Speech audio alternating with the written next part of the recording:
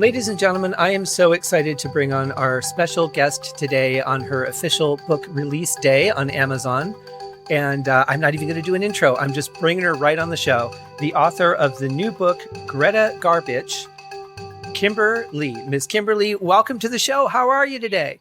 Oh, Scott, I'm doing so great. And this is such an honor. I am so grateful for you inviting me to be on the show. And I'm thrilled and I'm super excited. And probably exhausted from the anticipation of release day. Oh, my poor husband, that's all I can say. Yeah, I've been there. I get that. I had to look back and see when we actually met. And if I'm not mistaken, it was either late spring or early summer of 2007. So we've known each other for quite some time now. Wow. Thank you for that reminder. I knew that we've known each other for a while, but I had no idea it was that long, Scott. That's amazing. Yeah. And I've given up on having any references of time at this point. So if I hadn't had something written down based on a project I'd worked on or something, I wouldn't have known exactly when that was. But the exciting thing was we had that great Facebook reminder of our friendship a couple of days ago, which is mind-boggling to both you and I. Yes. So, what timing? Isn't that crazy? It really is. You know what's funny is I have another friend who years and years ago, we had met. We didn't really know each other, but we connected on Facebook. And I was in Arizona earlier this year for the Comic-Con. And we had lunch. And after we had lunch, she sent me a message saying, we just hit our Facebook friendiversary. And she said, but it actually isn't. It's the day that I took her to the hospital in the middle of the night because she had an abscessed tooth. And so that just happened to be the anniversary. And we were having lunch that day. Haven't seen each other in probably 3 years. Yes. Well, Facebook must know something we don't. Which is scary, but comforting. In a scary way. Comforting in a scary way. Yeah, we'll go with that. Yes. Well, now, of course, I'm going to tell our listeners the same thing I tell our listeners just about every time I bring an author on the show. I have not yet read the book. However, I have read up on the book. And I first of all, explain to people how the title relates to the book, because obviously it's a play on Greta Garbo. And you have a real fancy, we did a 48-hour film challenge. In fact, it was the last one that I did called Betsy Boone's Big Bad Day, which was kind of would you say, was it the 20s or the 40s? I can't remember.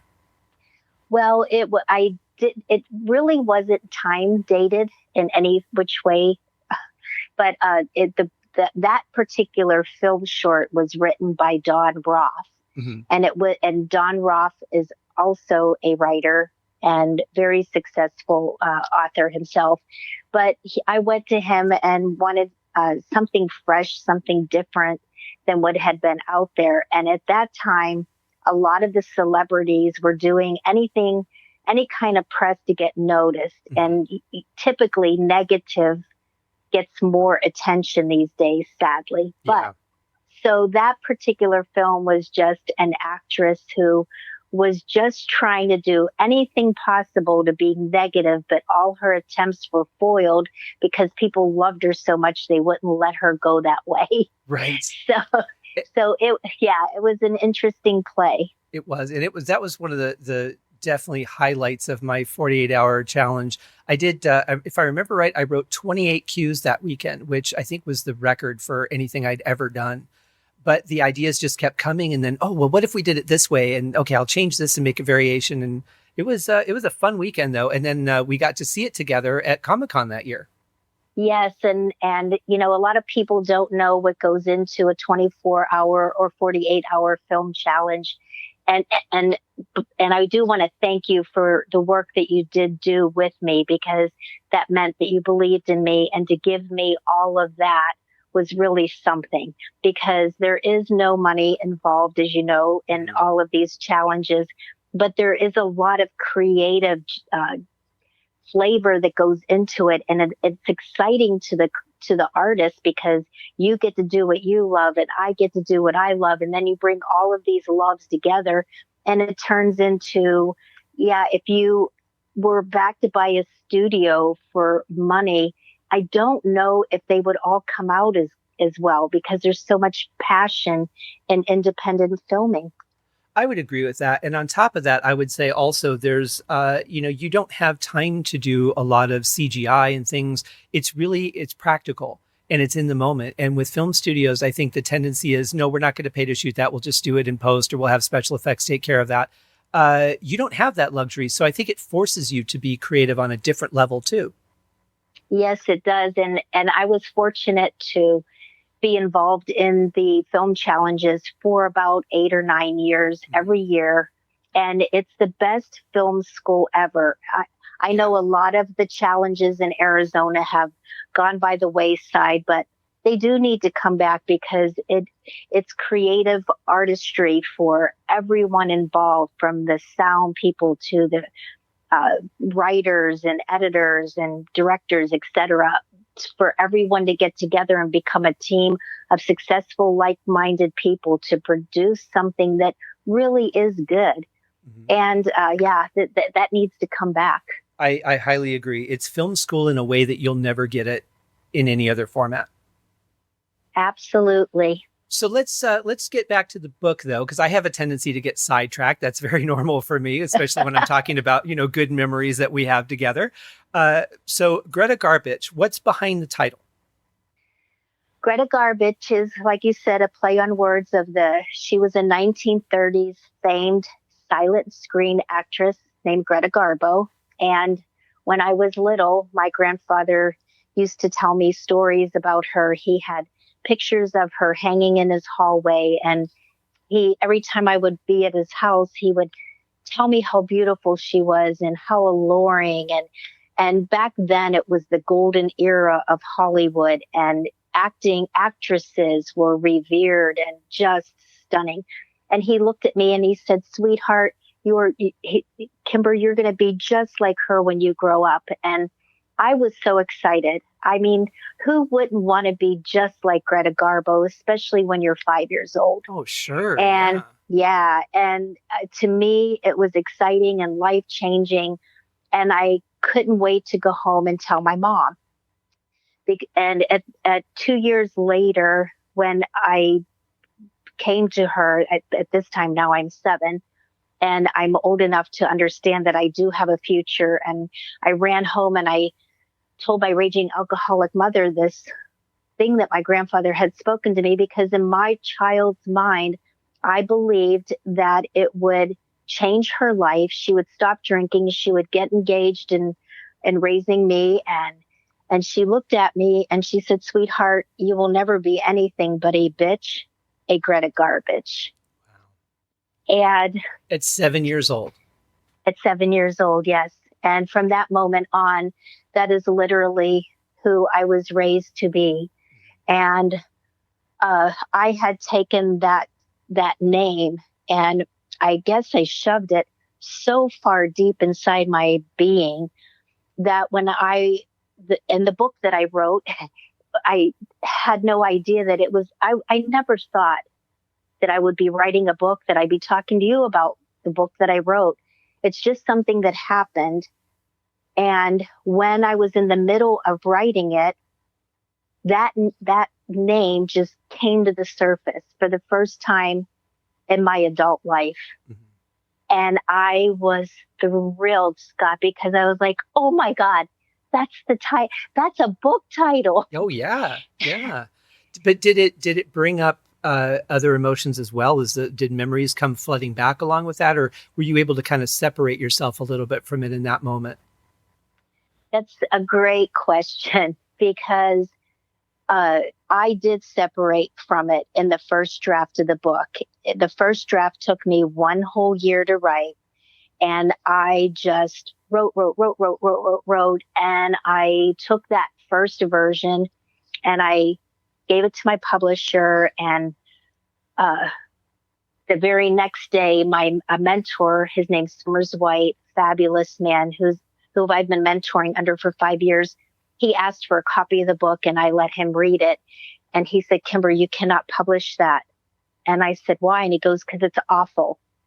And I was crushed. Yeah. I was completely crushed. And I'm like, okay, well, if it's that awful, I'm just not going to finish. And he said, look, there's a lot of bone, but there's no meat to this story. And so I took the story and I put it away, and I wasn't ever going to touch it again. But then I came down with a really bad case of shingles. And shingles is something that when you have chickenpox as a child, it's derived from the childhood disease. And so all I could do was lay on my stomach for 3 weeks because the shingles had settled in the sciatic nerve. Oh, wow. So when you have nothing else to do but lay on your stomach day in and day out for 3 weeks, after the third day, I picked up the book and I brought it out. And since I was in so much horrific pain physically, I figured, you know what, we're going to go there, Kimber. We're going to go emotional on this book. And I had to get into it. I had to get into the meat and put myself back in that time, put myself back into those words that were spoken and the feelings I felt and all the fear and all the abuse and all the memories. As far as I shoved that name down inside, I also shoved down all of the things that I'm saying to you now. Sure. And well, yeah. so... Well, I think that's a defense mechanism, isn't it? It is. It's to keep yourself. I mean, who wants to feel pain, Scott? Nobody. Right. Nobody wants to go back and relive people, places, and things that brought you to like almost the end of your life in certain moments. Mm-hmm. And I spent a lifetime running away from that story. I spent an entire lifetime doing that. And now I had to stop running. And not only stop running, but I couldn't even walk. I literally was on my belly, just getting into the raw emotion of pain. Mm-hmm. That had to be a helpless feeling on multiple angles, right? Because you physically are kind of helpless. You're trapped on the bed. It's too painful to move around. And then emotionally as well, because all these things are flooding back. You're trying to jot them down. You're trying to organize your thoughts, but you're reliving a lot of those moments in your head. Right. And as you know, being in the filmmaking industry, that, you know, there's method acting, and then there's the kind of acting that you can get in and you can get out of the emotion. Well, I was never that other kind of actor. I was always I believe that in order to describe something or show something, you have to feel it. And it's the same thing with writing, though filming is a little bit different, going there emotionally, but still when the camera's done filming and when the pen is done writing, you're still living with those emotions. So it took another year to complete the second version, rewriting the entire book mm-hmm. from beginning to end, because my mentor said that the book was 90% the opposite way that it should have been. Well, that means a total rewrite. Right. Yeah. So to go back and do it all over again. So I went through a year-long self-inflicted depression because I had to go back, and I kept telling myself, it's okay. This is done. It's over. You've already gone through this. But then you have to pick up the pen the next day and you have to go back there again. Right. So in the beginning of this interview, when I said, my poor husband, yeah. Yeah, there's a different layer to that when you understand what it is that you're dealing with. Yes, and he's extremely, extremely supportive and patient.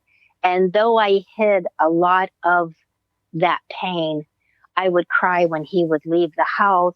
He'll know this now when he's listening to this interview.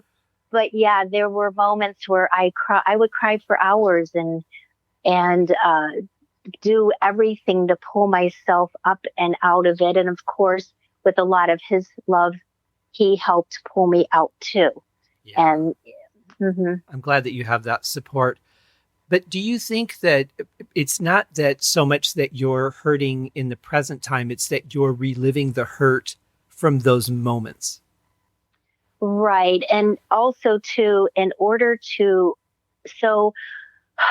I believe that I am just the vehicle for many of the messages that came through from the writing, because I wanted to really connect with the reader, with someone out there who is in their own pain, for someone out there who has had the same experiences or living in it in this now moment. And the last thing I would ever want to do is look in someone's eyes and see and feel that pain from them. So there were many, many blessed moments that came through me to tell the reader that weren't in the first draft of the book. And so glad that my mentor was able to tell me the truth, to tell me that it was terrible. And, it's hard to hear that, though, because you look to them for an element of approval, and you hope that they're going to read it and go, oh my God, I'm so glad you wrote this. And to hear that sort of rejection, that must have been a very difficult moment. Yeah, it was. It was really very painful. And I felt like a failure, though I knew I wasn't, because not many people even get to the first draft of a book. Mm-hmm. A lot of people start, and that's what happened to me. So there are a lot of miracles connected with this book. I'm not sure if you're aware, but my story was actually told almost 9 years ago in I only got 4 pages in the book. The book was called Shattering Barriers, Amazing Women's Journeys to Overcoming Obstacles. And the author was Dolores C. Wright.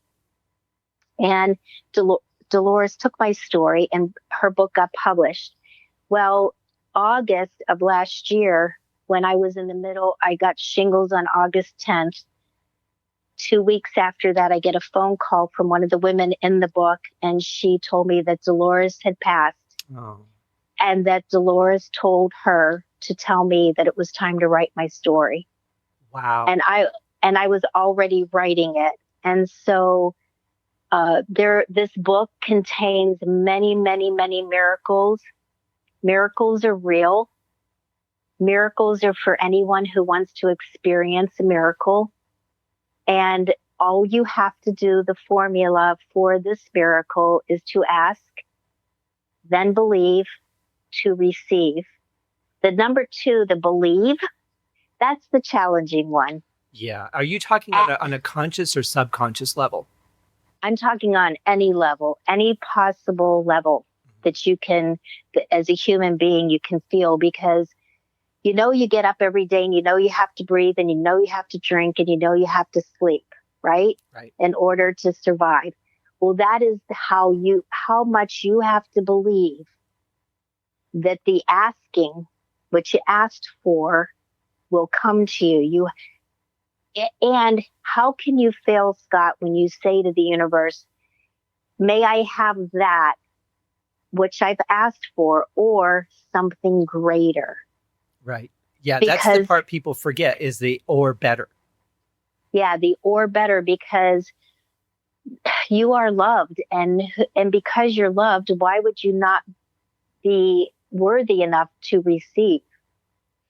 We could go on a whole philosophical rabbit hole, but I'll ask you this. I think that there are people out there that have been so programmed and so convinced that they don't deserve it, that they don't have a right to have that love or have those joys in their life, that they sabotage themselves into actually creating that.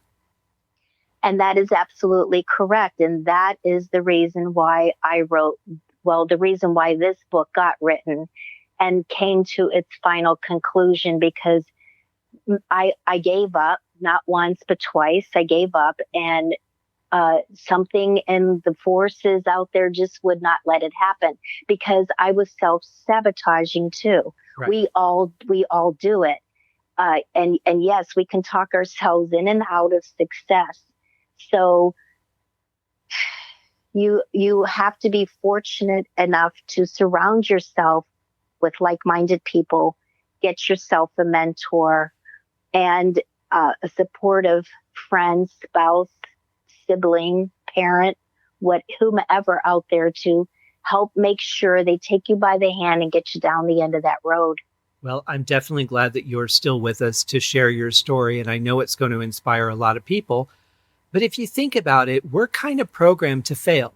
We're shown that you should be afraid to have success because if you do, then you have to do better and better. And what if you can't?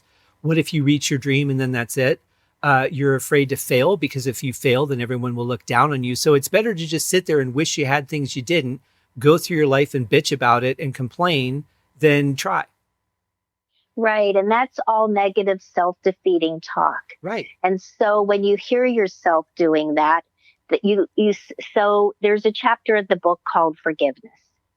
And I will let the reader find out what that's all about once they get the book. But forgiveness isn't just for other people. Forgiveness is also for ourselves, for those self-defeating negative thoughts that we have. Amen. Forgiveness of not believing in yourself, that you are worthy enough and that you are good enough, and forgiveness for even believing what other people say about you. Because yes, my mother was a raging alcoholic. Did she want to be? No. Does anybody want to be an addict? No. And unfortunately for her, in her time, there wasn't the help available because it wasn't created yet. So what they used to do back then is they would throw women in psych wards and give them shock treatments to help them forget that they were alcoholics. Well, hello, that's not going to work. So we can either believe in ourselves and believe who we are, or we can believe what other people say who we are and what other people think. And the negative self-sabotaging begins and ends strictly with you. That's right.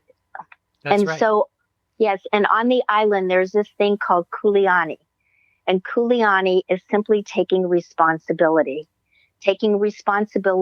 for yourself and taking responsibility for what you think and do and give outside of yourself. That. You know, I go with the philosophy of if I can make at least one person smile every day, if other things that are not good have happened, it's still been a good day. Something good has come out of that day. And that does make me feel a little bit validated, I suppose. But it's more that I know that I've helped someone else raise their vibration and put a little bit of joy in them. And maybe they'll pass that on to some other people. Right. And what you give out is what you get back in life. So why wouldn't you want to give out the good? Sure. Yeah, absolutely. So you're 7 when you approach your mom with your dream and she crushes it and she doesn't change like you're hoping. I don't want to give away too much that's in the book, but at what point do you get out of that house? I got out. Well, okay. So I got out. My children were young, very young. My daughter was 9 months old when I got out. I was 23. Wow. Before I was able to escape. And I call it escaping. I probably shouldn't do that because it kind of villainizes my family. But my family, I think I grew up in the best experience I could have for where I'm at right now today. I love that you can look at it that way. Yes, because had they been supportive, and my grandfather spoke of who I would have been. Yeah, I would have been that woman, but I wouldn't have been that woman with the many messages that the book contains right now. That and the book is happening at a time when we are in a crisis and need to believe in something other than what we're seeing, hearing, and experiencing on our outer world. Yes. Yeah, very much so. And, it seems like there's an awakening of empowerment in a way, but I also see so much that just counterbalances that. Right. And that's because you have to be stronger than the counterbalance of it. And social media, it's not socially uplifting. It's more so socially pulling, like you can lift yourself up in the morning and get out of bed and be positive, and you can get on a social media site and just as quick as you're up, you can be dragged right back down again. Right. Well, you have to be stronger than that which you're reading and rise above it and and you control everything. Everything. It's your kuleana to take responsibility for your own feelings. Quit giving the responsibility to other things to make you feel good. Right. That is your responsibility. You can control your external environment to an extent, especially when you're younger. You have a lot less control over it. But as adults, we have more ability to control it. But you can control how you react. You can control Absolutely. what you take in, what you allow to become a part of you, and what you say that's not right and let go. I know I'm making it sound a lot more simplified than it really is, but we do have that responsibility once we're aware of that. Right. And, you and I talked about manifesting in a collective consciousness. If we're all thinking that the world's going to become this big shitstorm, and please excuse my language, but that's the best way to describe it, then we're contributing to that storm. Right. If with our mass consciousness, those things may perhaps are happening, but if we send good thoughts and do the best that we can do collectively with our thoughts, then we can change some things. Oh, I agree. I mean, there's stories of people that have, surrounded portions of a diseased lake, and they all meditate and focus on the lake, and the lake actually heals. And there's plenty of documentation of things like that I absolutely believe in a collective conscious. And it's interesting that your friend that had published your story was thinking about you right at the time that you were starting that book. And I'm sorry to hear of her loss. She sounds lovely. But isn't it interesting, though, that you're still connected? Right. And she had no idea that I was writing it. I was never going to write a book. My love is film. Oh my gosh, if I have a really short story to tell that is not in the book, but I should have put it in there. There's a chapter in the book called Him. And it was an experience that I had lived with someone for 18 years that was completely crushing.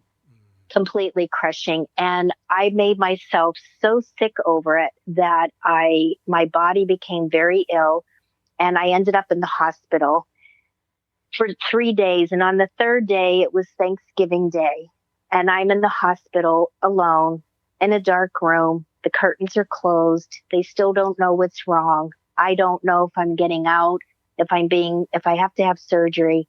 And I hear all the people around me. They all have their family, and you can smell the turkey and the desserts and the joy. But all the joy was on the outside of me. And on the inside, I was completely dying in a dark place. And all of a sudden, the phone rings, because you're allowed to have your cell phone. And the phone rings, and it's from a director. And he says, Kimber, I'm making this film. It's called That's Not My Mother. And I want you to be the main character, and you have to play 7 different characters in one. And the main character was a Belphegor female who went in and out of identities to capture her prey. Okay. Do you know that after I hung up the phone, I sat up in bed, I flipped on all the lights, and I released myself from the hospital that day. Wow. See, it's amazing how a shift in our attitude or energy can change so much within us. Yes, because if something ignites your soul and lights it on fire, it goes through the cells, and the cells start to wake up, because the cells inside your body have a life consciousness, and they'll do just what you tell them to do. They're just waiting for you to talk to them. And we talk to them with, like we talked earlier in this podcast, about self-defeating thoughts and talking yourself in and out of, emotions. And yeah, they want you to tell them what to do. So when I was laying there going, I'm sick, I don't feel good, my body's going, okay, we'll lay down with you. But then when I have information that's new information about something that I absolutely love, every cell became alive and worked in unison to get the inside of me going up and out of that room. Right. You know what I imagine in my head when I'm talking to myself in any way about my body. If I think I don't feel well today when I wake up, or I feel good today, I always imagine hearing my body telling me, "Yep, you're right." So whatever I tell it, it's going to go, "Yep, you're right." So if I say, "You know what, I don't feel well today," my body goes, "Yep, you're right," and it's going to make sure I don't feel well today. So why would I say that? Right. But and to balance all the energy out, we are human beings and we will and do have bad days, and that's okay, but you just can't stay there. Yeah. It's okay to pamper yourself a little bit, but get up and get moving. Yeah, I absolutely agree. And what I find especially interesting about you, and knowing you as well as I have for these years, so you grew up in this environment. You didn't get out until you were 23. You spent another 18 years in another stifling relationship, yet you decided that you did have value somewhere along the line, because you did start auditioning, you did start creating projects, you did start getting roles and getting on film. Yes, but that's the miracle part of it, because I never went looking for anything that ever happened to me. And that's where you're going to have to read the book. That's interesting. So, yes, every opportunity that came to me was placed in front of me. And there's a reason for that. And that is the real meat and potatoes in the story, which is another thing I won't reveal in this podcast. Sure. But I always knew from the age of 5 that I had worth and value because of this one piece of the story that cannot be said unless you read it. Right. But I had to take that information and keep going with it, though the things around me were showing me differently. And that's the part that's difficult and challenging. But when those opportunities did come, you didn't go along the track of the way that your mother would had made you feel by saying you're never going to be anything but a bitch. You took the opportunities that came to you and you did something with them. I think a lot of people would have gone the easier route and just said, no, I'm not good enough for this, or I can't do that, or, whatever, because they would have listened to that programming as opposed to the programming you got when you were 5. Well, what I did was I listened to both programmings, and I knew I was worthy, but doing it how do I say this? Yeah, I lived in a duality of thinking I'm worthy and thinking I'm not. And a lot of times I was blessed showing that I was worthy, but there were the equal amount of times when a project either didn't turn out, never got finished, never got recognized. There were many moments, but you know what you do? You just keep going. Well, and I think a lot of that had to do with the environment that you were in too, because at the time that you and I were very heavy into the Phoenix filmmaking community, a lot of the projects everybody would get excited about doing the project, but then when it came to the post-production side, they were too excited about the next project and they didn't finish them, or they couldn't find the money to finish them. And I think at one point somebody had said to me, it was about 89% of the films that are made in Phoenix don't get finished. And that's disheartening, It is, and it is true. And I've done so many that were so good, very unique, that never did see the light of day. And that's okay, because if they were supposed to, they would have. But the ones that did, I'm so grateful that I even got that little bit because of my mother saying those things to me, and not just once or twice, but daily, and taking daily beatings for just breathing. When you live with a raging alcoholic, you don't have to do anything wrong to get beat. No, you just have to be in the way. Yeah. Or in the line of sight. Yes. And life was very interesting. I think it's a miracle that I did live as long as I lived. And I now know why, because for the many messages that are in the book that came through me, not from me. And I think that's important that, that differential. Yes. Yeah. Well, I definitely believe that this is going to help a lot of people, and it's going to show a lot of people that they have the ability to control their life, which is the most important thing that we can know. Well, I think the two most important things are that, and also the fact that we have the right and the value to do it. You know, the only person that can tell you you don't have value is you.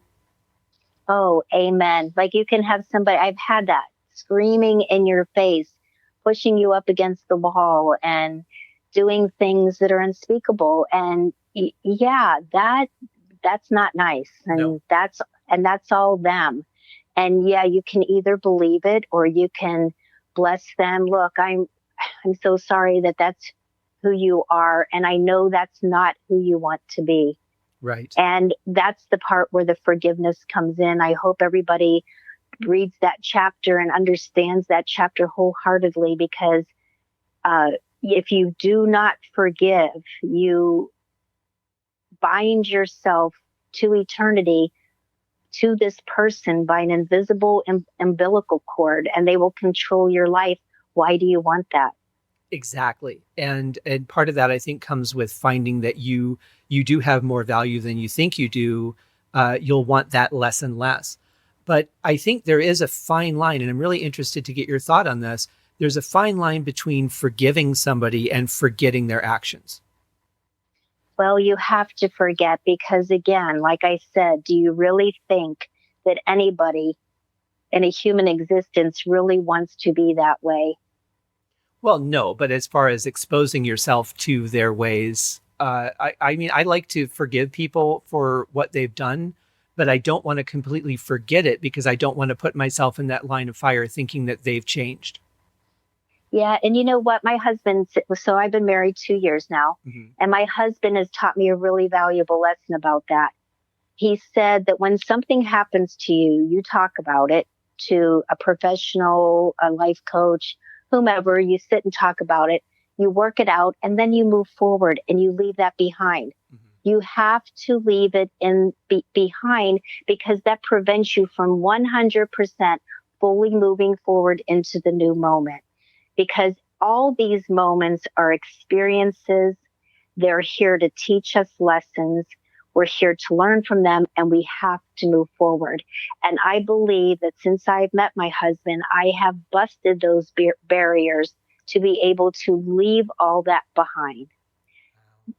Because when you do the act of forgiveness is what I call it, then you have truly forgiven. And when that little nagging thought comes up to remind you, like you said, you can't forget, and it starts tapping you on the shoulder going, here I am again. Remember what I did to you. You simply stop it and say, no, I forgave that of you already. Thank you for the reminder to keep moving forward. That's really powerful. Yes, my brother taught me that when I was going through a really rough time after my 18-year relationship was lost. So you have to move forward. And there are some people that are in your lives just for those little valuable lessons to get you to the next level. Yeah, I definitely agree with that. Let's get to a happier note and talk about the exciting thing that you told me before we started recording. The book is currently available in Kindle on Amazon.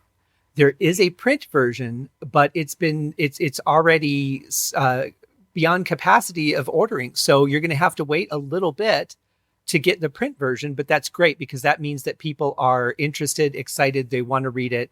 And how does that make you feel? Okay, well, how do I feel? My husband would tell you, but I'm all over. I'm truly overwhelmed with the deepest gratitude, because from the experience that I talk about in the book of why I knew I was worthy, every day since the book went on Amazon, I've asked, why me?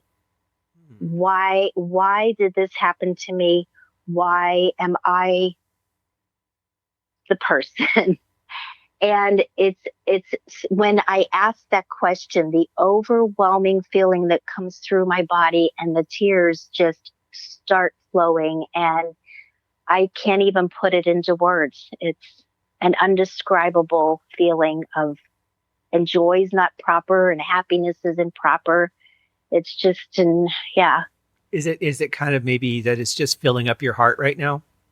Oh yeah. And filling it up to where it overflows. And what happens is when you have that much love, when it comes pouring from all places into your heart and it starts to overflow, well, where does that go? That goes out into the world. And so I ask, why me? Right. Yeah. Yeah. And it's, I just feel super, super blessed. Well, the thing is that you had the inclination and you acted on it. And when it wasn't time to finish it, after your mentor had said it wasn't right, you found the right time and you picked it up again. Because if you would have tried to fix it in that moment of, the feeling of letting, your mentor down and it letting you down, it would have been a completely different book. So I'm glad that you put it away, that you picked it up when it was the right time for you to move forward with it. Because I think as artists, we want to get stuff out there. We want to, we have an idea. We want people to experience it. And sometimes we need to take a step back and wait for the product to come out the best that it can. Absolutely. And with Dolores's passing, I mean, she had no idea I was writing the book. And as long as Dolores was alive, I was never going to write a book because she already had the story. Right. And, but it was super, super condensed, like microscopic point of the story. But with her knowing that she was crossing over and talking to Cece Berardi and having Cece call me and saying, Kimber, what are you doing right now? And I said, you wouldn't believe me if I told you, Cece. And, and I said, I'm writing a book. And she said, what? Oh my God, that's why I'm calling you. Dolores passed and she wanted to make sure that I told you, please tell your story. It's time. I love it. And so as a life is leaving and a new life is beginning, a new journey of life is beginning. There are no accidents in the universe. No, there really aren't. And the obvious follow-up question to all of this, now that this book is out and you're taking a deep breath because you're done, are you going to do a second one? Yes. I already started it. My mentor said, Kimber, oh my gosh, you're like a woman that just gave birth and she wants to hurry up and have another baby and she hasn't even tried that baby on. Right. Yeah. Oh, that's a great analogy right there. Yes. He told me to try this baby on for a while, but as what happened with the first book, all this inspiration, just waves of it coming, and I'm getting goosebumps right now, which I know is validation for what I'm saying. I did start book number 2. It's already in outline form, and so it's part of the book that I just wrote, but because the book Greta Garbage has some negativities to it that were great lessons, but yet still negativities. The second book is all about the purity of love, and I just didn't feel like they worked together. Sure. Yeah. And so the second book is truly the journey into pure, unlimited love. And that book is going to be called In the Streets of Puako. That's where I live in Hawaii. And it's a real, real love story. That's awesome. Well, I look forward to that as well as reading this one. And I love that you're it's so in touch with it. And I would imagine that there's a lot that you learned through the writing and then the revamping process of this book that's going to make that second book a lot easier to write. Plus, it's just healthier subject matter for you as an individual. Right. Who doesn't want to be in pure ultimate love every day rather than the other? That's why I couldn't put it all together in one book. It just didn't feel right. It's okay. And it's going to be a beautiful story. I'm very, very excited for it. And this has been an amazing journey. I encourage anybody out there listening to understand that you can have anything that your heart desires. All you have to do is ask for that or something greater. Believe that you are worthy, that you will receive no matter what when you ask in that manner. That's right. Well, I want to talk to you about a couple other things. And wow, I mean, this podcast is already 45 minutes long. I always enjoy talking to you, and this is such good subject matter. But before, I want to talk to you about some of the films that you've worked on.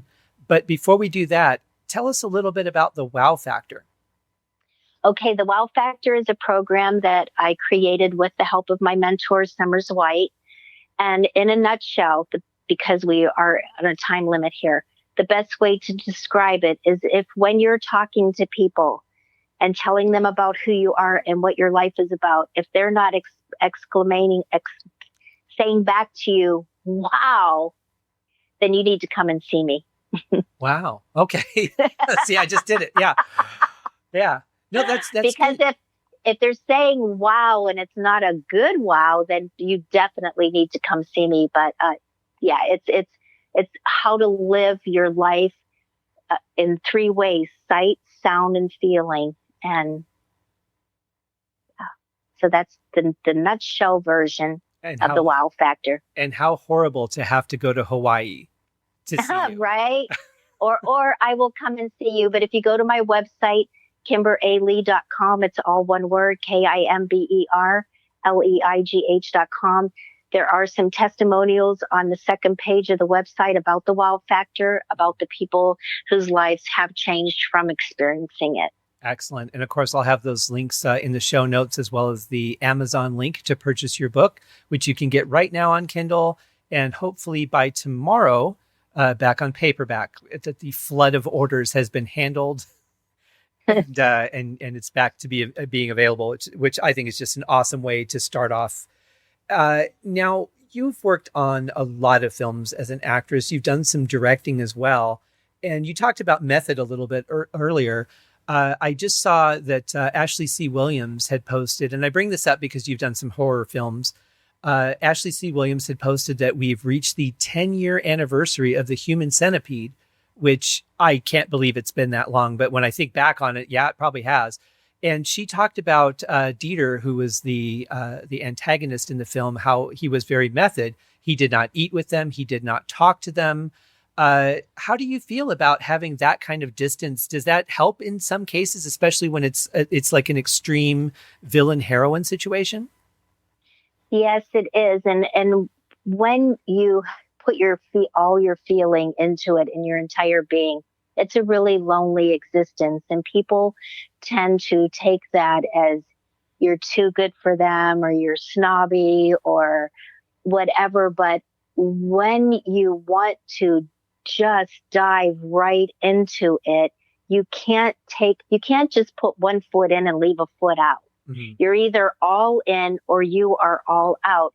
And I'm not taking away from the people that know how to get in and out of emotions, because I can't remember the particular name that is the opposite of a method actor. If you remember it, please let me know. I'm trying to think of it. I can't think of it. And I'm not taking away from that. I wished I could be like that, but I don't know how. All I know how to do is to get right into it. And so whether you're writing a book, whether you're doing music like you do, because also that takes all of your emotion. Yes. You want the person that's reading, seeing, hearing your artwork to feel that emotion. So I feel for the method actor, and it's a very difficult, lonely world. You're either all in or you're all out. That's all I know. Yeah. It just, I guess if I'm the bad guy and I know I have to kill somebody or do something really evil to them in the movie, it would probably be harder. And I say this knowing that I am not an actor. It would probably be harder for me to, hug them, the day before or whatever, knowing what I have to do to them and then having to do it in the film, but this is with no acting training or anything like that. I would think it would be easier to be separate from them. And then you have kind of no qualms. I don't even know this person. I'm sure they're cool, but whatever. I got to go do my scene. I think, but it would be very hard for me to be hurtful to someone, even in a movie. Yes. And yeah. And when you take on roles, so early on in your career, you're just excited and you'll do anything to get the experience. But then there comes a point in your career or in the artistry where you realize you are responsible for the roles that you take and for what your audience sees. So it's a double-edged sword of, especially in film. Is this the right film for me? And, so I love film. There is none of that. Well, there is some of it here on the island, but I'm not privy to it. But my heart and my soul loves the Phoenix film, independent film community beyond any shadow of a doubt, because there are some awesome, creative, talented people in Arizona, and I wish them all the best. And I hope someday they do get recognized as a community. And when they do, I hope I'm still there as a part of that. I agree. I still have a lot of wonderful, dedicated friends back there. I just had Melissa Ann Marie Farley on the show not too long ago, and just so many great people there. But I don't know if you know this, but you and I actually worked on a film together recently, and I haven't seen you in a few years, but we actually did. I did a couple of scenes with Diana Davis with Movies Making a Difference doing Cult Cartel. Yes. Aloha, Diana Davis, and also aloha, Melissa Ann Farley. Yes. It's been forever. Well, Diana came out to the Big Island to see me. And yes, I didn't know you were there. You're in it too. Oh my God. Yeah, they shot for a couple of days here in Vegas because, as part of the story goes, the character was dumped off here in the downtown area. And so I was part of one of those scenes. And it's interesting, me just saying I have a hard time being mean to somebody, because I played sort of a henchman and I had to be very, very just cold and condescending a little bit, but mostly just, I don't care what I'm about to do to you. I don't care that I'm dumping you off in this city with no money in your pocket and really no way to survive. And that was really hard for me. But it was so, how do you not want to be a part of something that Diana Davis does? Absolutely. She is. I was in one of the other film that she made, Cathedral Canyon. Mm-hmm. And I was very, very honored when she invited me to come back and play again, because when you get invited back, that means they do love you and they do like working with you. So that's always exciting. Yeah, absolutely. And just if you don't get invited back doesn't necessarily mean that you aren't loved. A lot of that, it really depends on the project. But did you shoot in Hawaii or did you shoot in Colorado City? We shot in Colorado City. My husband came with me. It was his first time on a film set. And we just had a blast. It was a lot of fun. I'm excited for Diana and looking forward to seeing the movie. And hopefully when we can all get together at the premiere. I'd love that. Yeah. She's, for those who aren't familiar with her, her company, Movies Making a Difference, has helped countless people get away from polygamous communities. She's helped prosecute some of the people in those communities. Several friends of mine that I've met through her, just absolutely wonderful people that were put in a situation that they should have never been put in. And it's great to see that what she does actually really does make a difference. It does make a difference. And I am contributing monthly to her cause because I do believe in it. And I commend her for all the energy she puts out there to help save these younger ones. Yeah. When I was out there struggling, again, there weren't programs available like there are today. Today, people have so many opportunities and so many ways to get help. So if they're not getting help, they're just reach out, find something, some programs, someone to help you. Do not stay stuck and get out of fear as quickly as you can. Yeah. When I saw Cathedral Canyon, which I hadn't actually seen until last year, but until I had seen that and talked to some of the people while working on this project with Diana, I had no idea what that world was even like. I didn't know very much about polygamous communities, about how they handle things, the hierarchy, any of that. And I was in shock. I mean, I shouldn't be, because I know that stuff like that exists, but at the same time, it brought a reality to me that I never expected. Right. And to the extent of the treatment of these children, because I didn't see the movie Cathedral Canyon until Diana came to my house a couple of months ago. And wow. she brought the movie for me to watch. And I was in shock. I had no idea. But for both her and I, right now, the timing is right to bring to the surface things that are happening and how to deal with those moments, how to get help, where to go for it, and what to really believe in that's happening to the world today. Yeah, absolutely. And I think we all want change. I think we want the world to just be a better place. It needs to be. But we also need fun stuff. And I know that you've done some horror movies. In fact, you and I worked together on a movie years ago. I think it was I want to say it was either 2007 or maybe 2008, called The Bad Place, which was written by Brian Keeley and directed by Jay Leigh. And you starred opposite Aaron Ginn Forsberg. And he and I used to joke around that if either one of us made it onto Leno, the other one would send a clip of that movie. Because it was a fun project. It was a little bit, looking at it now, it was kind of haphazard the way that it came together. But of course, our friend Michael Harrelson, the wonderful Michael Harrelson, was also in that. And do you have some good memories of shooting that project? I do. I remember it now. I believe I played a pregnant woman. You did, yeah. Yes. And the only scene that I can recall right now talking about it was the cab scene as I drove away from the house. Yes. I scored that scene 6 different times.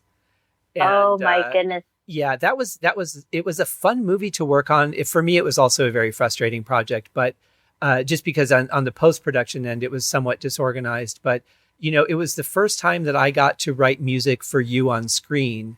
And you gave me a lot to work with. I mean, especially as a horror actress, it's really draining physically, emotionally, to have to cry, to be upset, to stay in that moment, take after take. And you did it in spades. Well, I'm good at crying. It seems to be my forte. Yeah. Well, hopefully going forward, only happy tears, of course. Oh, of course. Yes. Since this all has happened with the book, I find myself crying at the drop of a hat, but it's out of pure joy. So, yeah, that's the thing is I think that if you're doing good things and things that really nail your natural vibration, I think that it will happen a lot. You'll look at something and just out of nowhere, you'll start to well up because you have one pinpoint memory, or someone will say something about how they were inspired by you, or they felt better about themselves and their position in life because they read something that you've said. When one of my friends told me that she added some of my mental sauna music to her birthing list, I was shocked. I'd never thought of that. And I thought, you chose to bring your baby into your world, or into the world, listening to something that I created. What's a better compliment than that? Yeah, that is absolutely beautiful. That is beautiful. And your work is really good. Didn't we work on another film I directed? Didn't you score that? There was, but I couldn't think of what it was. Yes. Hold on. It was written by Ryan. Oh my goodness. Not Ryan Pearson. Oh, he's going to kill me if I don't mention his name on the radio. Oh, well. It wasn't the one with Rory and Sally Ann Francis? Rory Pierce and Sally Ann Francis. Yes. Oh, yeah. I forgot about that. Oh, I had such a good time doing that one. It was such a comedic and quirky little movie. It was. And thank you for doing that, because you did such a great job. Unfortunately, I don't know why that film never went further. I don't know if it ever showed in any of the festivals locally around the Phoenix area, but that was another one that you did, and you did such a great job at it. Thank you. Yeah, and I had a lot of fun. it's one of the few films I have on DVD that I've done. Well, and thank you for trusting me with that, because that, I don't know if people really realize that that is a huge trust factor for a director to say, you're going to control the emotion of my film by how you direct the music. And even though that you can say, okay, I like this piece, I don't like that piece, or I like this piece, but could you make it happier? Could you make it more dramatic? I mean, there's a lot of work that goes into that relationship that we have, director-composer, but it really is a lot of trust to say, you're going to come up with tones, you're going to be telling the emotional side of my story, you're going to be the waves that my actors work off of. That's huge. Yes, that is huge. And trust is key, because when you go into any project or any new part of your life, when you go in with the best attitude, knowing that it will be the best product, you will get that. Ask, receive, believe. Right. Ask, believe, receive. I'm sorry. That's right. And, it's interesting. A few years back, somebody had asked me to do their college thesis project. They wanted me to compose for it. And so, of course, I said, sure, I'd be happy to. And when they sent me the film, and we didn't have a chance to have a discussion about the film beforehand, but when they sent me the film, I realized the power that a composer really has, because I didn't know what the film was supposed to be. If I look at it one way, it was a comedy. If I look at it another way, it's a drama. And I could even look at it a third way and see it as a horror film. And I realized in that moment that I could control that with the musical direction. I could change that film from one thing to another just with the music. Absolutely. And the other thing that I wanted to share too about independent filming is all of our films that we do, whether they're horror films or comedies or true stories, whatever they are, they come from the real passion of telling a story, of just art, the magic of art. And that's why I'm so drawn to independent film, because there's no hidden agendas, and it's just pure creations from a thought, from absolute thought. That's beautifully said. That's so true. Absolutely so true. I could be wrong, but I did look up the difference between method acting and non-method acting. And it's the only headline I could find just says the difference between method acting and classical acting. Yeah, there was a program that was so at one point in my career in Arizona, there were methods being taught, and I can't remember the name of it, but it was how to get in and out of character. And again, I'm so jealous of those people that can do that.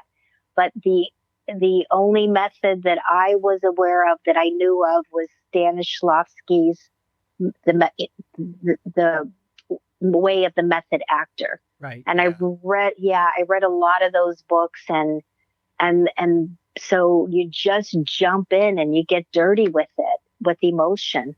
Right. I think that's the real trick. Whatever it takes you to be able to connect with the character that you're playing so that the audience believes you are who you're supposed to be, as long as you're not hurting anyone in the process, go for it. Yes. And however and whatever it takes for you to convince the audience, that's really the key. It doesn't matter what the title of the acting is called. Mm-hmm. It's just to make your audience believe you. Absolutely. Because you can't lie to the camera. The camera is the one piece of technology on earth besides the human eye that can really go right down to the depths of the soul and can tell whether you're faking it.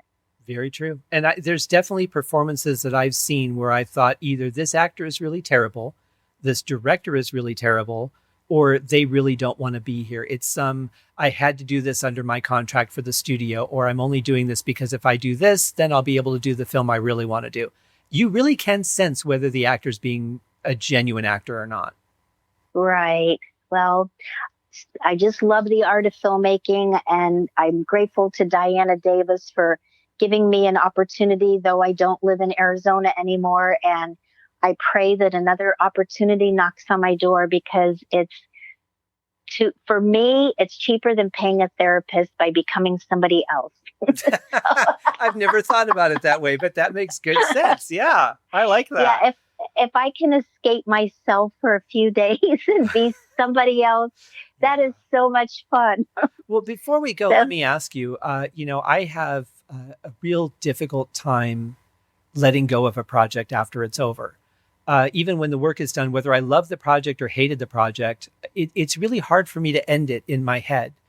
Do you find that you're able to let go of a character after you've spent, 3 or 4 weeks rehearsing, doing readings, blocking, all that?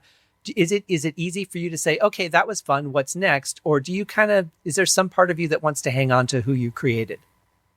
oh yeah, I mean, it's like if you create a human being, you have a baby, you don't want to give it away when it grows up. So that it'll always be a part of your being, a part of your creation. That character will always mean something to you. But one of the tricks that I have found that works for me is I have 3 and 4 things in the foreground waiting for me so that it's easy to slip out and emotionally let go so you can give your emotion to something new. Oh, yeah. Yeah, I could see that. Yeah. So you always have plan A, B, and C working all moments of, of your life so that you can keep creating, and then you don't get stuck and you don't get sad and you don't miss anything. And you can carry all those characters with you in your heart. They never go away. Oh, I love that. That's so true. Well, Kimber, it has just been an absolute pleasure to have you on the show. I really appreciate you making some time for me. Folks, the book is available on Amazon and Kindle right now. Hopefully tomorrow the paperback will be available. Now, I don't know when you're listening to the podcast, but I'm saying this on Sunday, September 1st of 2019, the day of the release of the book. Kimber, I'm so excited for you. Congratulations on the release. And really, there's a lot of successes along the way of a project. The fact that you decided to do it, the fact that you wrote the first draft, the fact that you picked it up again, so many little successes. But I want the biggest success to be in the number of people that you touch with your story.